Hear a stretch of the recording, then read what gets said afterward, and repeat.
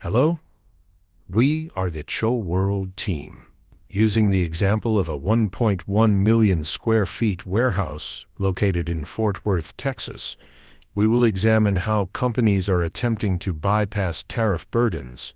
This warehouse stores a large number of goods imported from China, Mexico, and Canada. This is due to the Trump administration's announcement that anticipated tariffs could reach up to 25%. Large retailers are employing a front-loading strategy by purchasing goods in advance to build up their inventory. This is called front-loading. Between 2023 and Walmart increased its imports from China by 33%, and Columbia Sportswear increased theirs by 50% during the same period. Such pre-imports became even more active in 2020. It was necessary to respond to logistical disruptions in the Red Sea region, but now it is aimed at evading high tariffs. However, not all companies are able to take such measures. SMEs struggle to secure large-scale inventory because the costs of warehouse leasing and transportation are burdensome. Looking at the case of ETS Logistics, the Dallas-Fort Worth Logistics Center connects 75% of the U.S.'s population in just 2 days, playing a key role in the collection and distribution of goods. In particular, a large number of parts for infrastructure projects are piled up in this warehouse.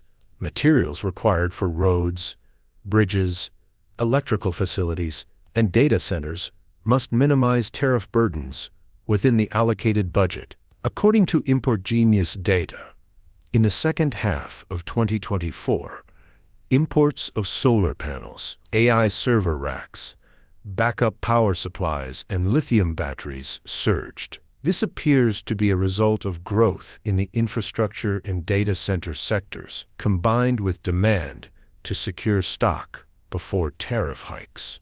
Consumer goods are also exhibiting similar behavior. Walmart and Columbia Sportswear are pre-importing various products such as sweatshirts and camping stoves. Despite the burden of warehouse fees, they are taking preemptive actions in anticipation of future price increases caused by tariffs. Meanwhile, the footwear company Deer Stags imports 2 million pairs annually from China, but it is challenging for them to accumulate large-scale inventory as big companies do. Already, high tariffs on shoes are applied, and additional tariffs could further undermine their price competitiveness. For this company, even the 200,000 pairs of shoes in transit risk having new tariffs imposed upon their arrival in the United States. In this scenario, tariffs are directly borne by the importer rather than the exporting country, meaning U.S. Customs will promptly deduct the costs from the company's account. Ultimately, there is concern that these increased costs will inevitably be reflected in consumer prices. While shifting shoe manufacturing to the United States is an option, it is challenging due to labor-intensive processes and the high costs of facility investments. Imports from Mexico and Canada are also significant. In 2024, Mexico exported $466 billion worth of goods to the United States, emerging as the largest exporter, surpassing even China.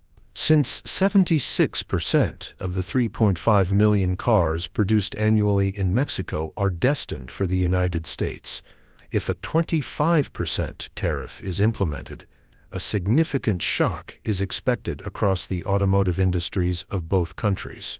Canada also supplies the United States with several essential resources, including crude oil, minerals, and chlorine. Should a 25% tariff be imposed on these materials, supply chain disruptions in the energy and infrastructure sectors are a concern. The key point here is that tariffs not only impact government revenue, but also generate additional costs throughout the entire supply chain. A comment from ChoWorld stated that tariffs are ultimately borne by consumers, which can trigger a recession or inflation.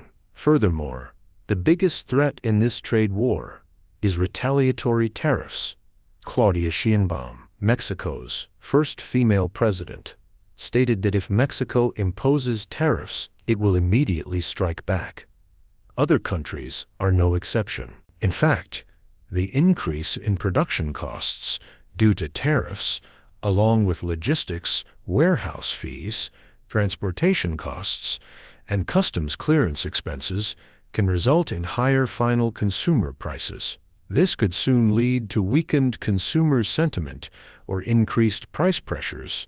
Large companies can utilize front-loading and economies of scale thanks to their own logistics, networks, and capital resources.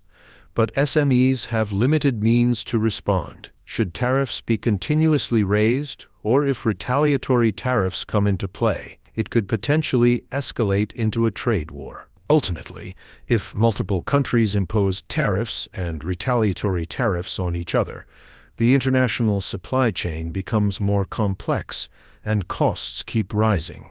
It is important to note that even a single tariff policy can significantly affect global trade, prices, and the overall economy.